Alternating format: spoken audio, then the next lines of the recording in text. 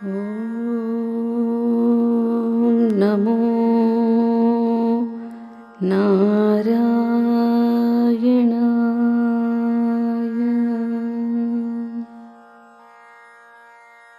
స్వామిన్ సర్వకళానిధే కలియుగే శ్రీనందకాంక్షాకృతే శ్రీమద్వైష్ణవ తత్వసారసుమతే సద్భక్త చింతామణే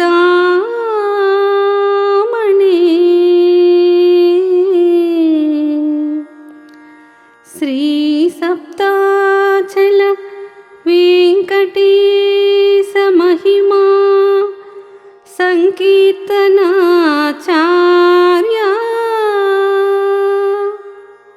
హే శ్రీమన్ అన్నమయార్య సత్కవిపతే వందే ప్రజా సద్గతే.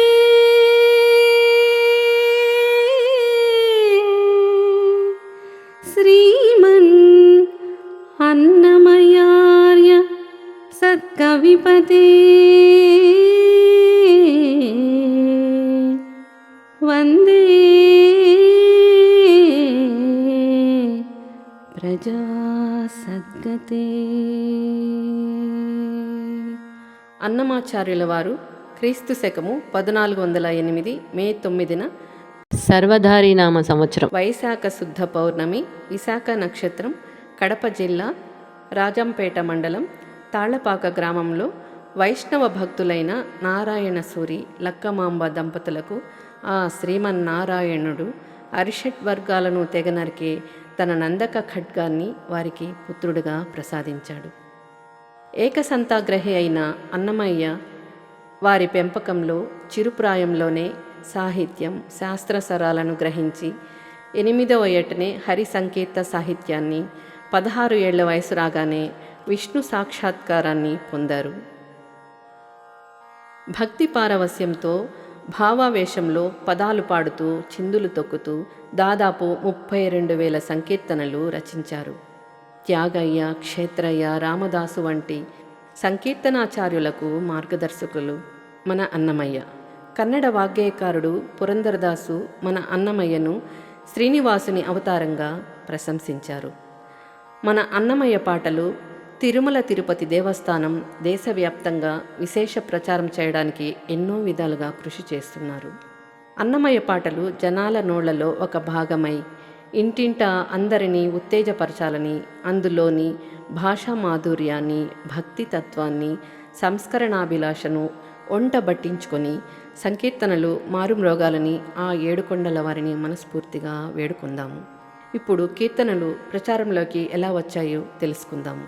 క్రీస్తు శకము 15వ శతాబ్దంలో సంకీర్తనమనే భక్తి మార్గం ద్వారా సాక్షాత్తు ఆ ఏడుకొండల వెంకటేశ్వరుని మహత్యాన్ని, తత్వాన్ని 32,000 సంకీర్తనలు ఆధ్యాత్మ శృంగార పదాల్లో రచించి తరించిన మహాభాగవతోత్తముడు మన అన్నమయ్య. రాగిరేకుల్లో భద్రపరచబడిన తాళ్లపాక అన్నమాచార్యుల సంకీర్తనలను, తాళ్లపాక కవుల వాంగ్మయాన్ని ప్రచురించడానికి తొలి ప్రయత్నం తిరుమల తిరుపతి దేవస్థానం 1935వ సంవత్సరంలో జరిగింది. మరియు తిరుమల తిరుపతి దేవస్థానంచే 1949వ సంవత్సరంలో ప్రప్రథమంగా అన్నమాచార్య వర్ధంతి మహోత్సవాలు నిర్వహించబడ్డాయి. వివిధ దశలలో కొనసాగుతున్న తాళ్లపాక కవుల వాంగ్మయ ప్రచురణ, అన్నమాచార్య సంకీర్తనల ప్రచారానికి తిరుమల తిరుపతి దేవస్థానం 1978వ సంవత్సరంలో అన్నమాచార్య ప్రాజెక్టు స్థాపించింది. అప్పటి నుంచి అన్నమాచార్య సంకీర్తనలకు దేశవ్యాప్తంగా విశేష ప్రచారం, ఆదరణ ఏర్పడింది. పాఠక లోకంలో అన్నమాచార్య పద సాహిత్యంపై భక్తి పాదుకొన్నది. పద కవితా పితామహుడని కీర్తి గడించిన తాళ్లపాక అన్నమాచార్యుల సంకీర్తనలు అధ్యయనానికి, పరిశోధనకు విస్తారమైన అవకాశం కలిగింది. ఈ సందర్భంలో అన్నమాచార్యుల వారి జీవిత చరిత్రను గురించి తెలుసుకోవాలనే ఆసక్తి పాఠక లోకంలో నాటుకొన్నది. మన భాగ్య విశేషం వల్ల అన్నమాచార్యుల వారి జీవిత చరిత్రను వారి మనుమడు తాళ్లపాక తిరువేంగళనాథుడు ద్విపద కావ్యంగా రచించాడు.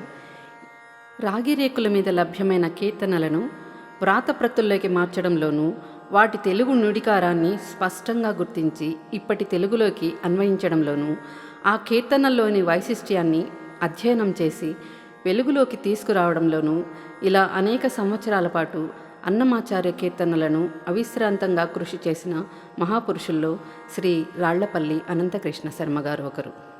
వారితో పాటు ఈ మహత్ కార్యాన్ని సాగించిన వేటూరి ప్రభాకర శాస్త్రి గారికి, వారి సహాయకులకు కూడా హితోధికంగా గౌరవ పురస్కారాలు లభించాయి.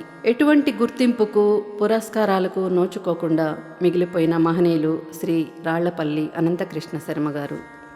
అప్పటి టీటీడీ ఎగ్జిక్యూటివ్ ఆఫీసర్గా పనిచేసిన శ్రీ రాజగోపాలరాజు గారు మరియు 3 దశాబ్దాల పాటు టీటీడీకి అనేక సేవలందించిన చలసాని అన్నారావు గారి సారథ్యంలో ఈ కీర్తనలు ప్రచురణ ప్రారంభమైంది. ఈ కీర్తనలను స్వరపరిచి రాగాలు కూర్చి భావంతో మనకు అందించిన మహనీయులు ఎంతోమంది ఉన్నారు.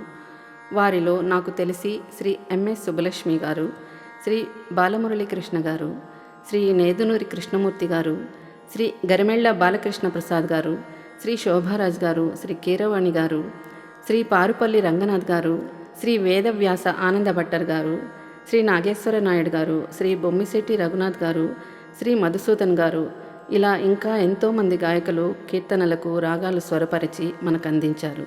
వారిలో శ్రీ గరిమెళ్ల బాలకృష్ణ ప్రసాద్ గారు 1500 కీర్తనల వరకు చక్కని రాగాలు స్వరపరిచి భక్తిభావంతో పాడి మనకు అందించారు. మరియు నాకు గురువులు కూడా. కలియుగ అన్నమయ్య అని నేను భావిస్తాను. మరియు హైదరాబాద్ వాస్తవ్యులు ఆచార్య తాడేపల్లి పతంజలి గారు అన్నమయ్య కీర్తనలకు సుమారు 1000 దాకా తాత్పర్యం చక్కగా చేశారు. వీరందరికీ ఆ ఏడుకొండల స్వామి ఆశీస్సులు కలకాలం ఉండాలని ఆ దేవదేవని మనస్ఫూర్తిగా ప్రార్థించుకుందాము. ఓం నమో వెంకటేశాయ.